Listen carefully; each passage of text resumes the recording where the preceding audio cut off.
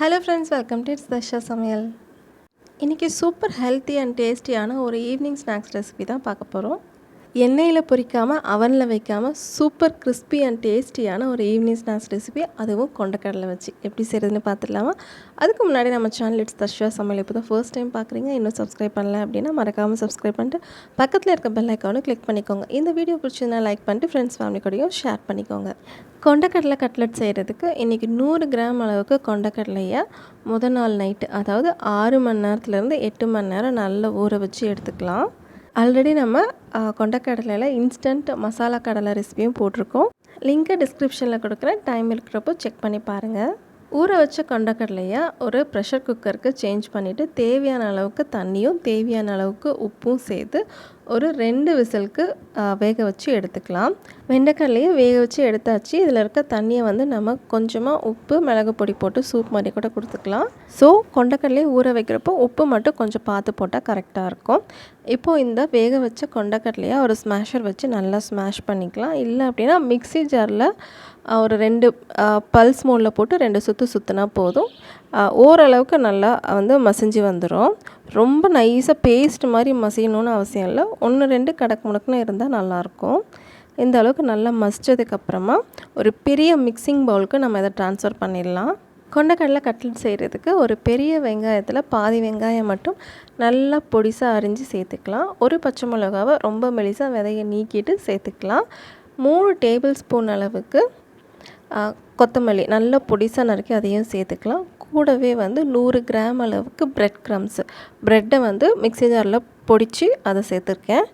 ஒரு 100 கிராம் அளவுக்கு இருந்தால் போதும். இது கூட மசாலா என்ன ஐட்டம் சேர்க்குறதுன்னு பார்த்துடலாம். 1/4 டேபிள் ஸ்பூன் அளவுக்கு சீரகத்தூள், 1/4 டேபிள் ஸ்பூன் அளவுக்கு மிளகாய் பொடி, 1/2 டேபிள் ஸ்பூன் அளவுக்கு தனியா பொடி, 1/4 டேபிள் ஸ்பூன் அளவுக்கு கரம் மசாலா. காரம் உங்களுக்கு எவ்வளோ வேணுமோ அதுக்கு ஏற்ற மாதிரி சேர்த்துக்கோங்க. கடைசி ஒரு 1/4 டேபிள் ஸ்பூன் அளவுக்கு சாட் மசாலா. கொஞ்சம் புளிப்பு உப்பு சேர்ந்துக்க நல்லாயிருக்கும் டேஸ்ட்டு. தேவையான அளவுக்கு உப்பு சேர்த்துக்கோங்க. நம்ம ஆல்ரெடி கொண்டக்கடலை வேக வச்சு போய் உப்பு சேர்த்துருக்கோம். ஸோ உங்களுக்கு எவ்வளோ வேணுமோ அதுக்கு ஏற்ற மாதிரி சேர்த்துக்கோங்க. இது எல்லாத்தையும் நல்ல ஒரு தடவை கலந்து விட்டுக்கலாம். நல்லா கலந்து விட்டுட்டு கை வச்சு நல்லா ப்ரெஸ் பண்ணி பிசைஞ்சோம் அப்படின்னா கொண்டக்கடலை இருக்க எக்ஸஸ் தண்ணி வந்து நம்ம பிரெட் க்ரம்ஸ் வந்து உறிஞ்சிக்கும். ஸோ ஒரு கெட்டியான பதத்தில் நம்ம மாவு பிசைஞ்சு இந்த மாதிரி எடுத்துக்கலாம்.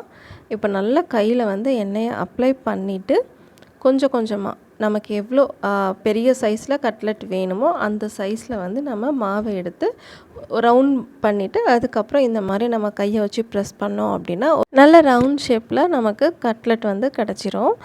சுற்றி ஓரங்கள் வந்து கீறல் இல்லாத மாதிரி லைட்டாக சுற்றி வந்து ப்ரெஸ் பண்ணி அட்ஜஸ்ட் பண்ணி விட்டுக்கலாம். நான் காட்டியிருக்கேன் இந்த அளவுக்கு திக்னஸ் வந்து இருந்தால் வந்து கரெக்டாக இருக்கும் கட்லெட்டுக்கு. இதே மாதிரி மிச்ச மாவு எல்லாத்தையும் நம்ம உருட்டி கட்லெட் ஷேப்பில் பரட்டி எடுத்துக்கலாம். ஓரங்கள் மட்டும் கீறல் விழாத அளவுக்கு நம்ம ப்ரெஸ் பண்ணிட்டோம் அப்படின்னா கரெக்டாக இருக்கும். இப்போ நம்ம மாவு எல்லாத்தையுமே வந்து ரெடி பண்ணிட்டோம். இப்போ தோசைக்கல் மீடியம் ஃப்ளேமில் நல்லா சூடாக விட்டுருங்க.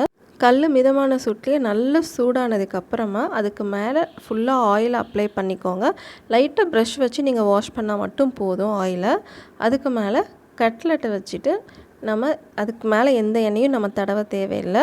மேலே ஒரு மூடி போட்டு க்ளோஸ் பண்ணிவிட்டு லோ டு மீடியம் ஃப்ளேமில் ஒரு 10 நிமிஷம் வச்சு எடுத்தோம் அப்படின்னா நல்லா குக் ஆயிரும். நம்ம மசாலாலாம் சேர்த்துருக்கோம்ல அதுவும் நல்லா வந்து பச்சை வாசனை போய் நல்லா குக் ஆயிரும்.